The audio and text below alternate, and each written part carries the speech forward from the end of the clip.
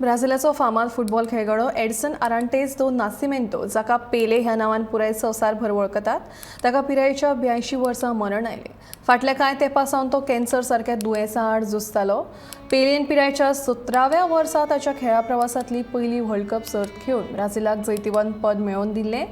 आपल्या खेळामळा वयल्या कारकिर्दीत सुमार 4 वर्ल्ड कप सर्त खेळपी तशेंच 3 फावट ब्राझीलाक जैतिवंत पद मेळोवन दिवपी असो हो एकमेव फुटबॉल खेळगडो।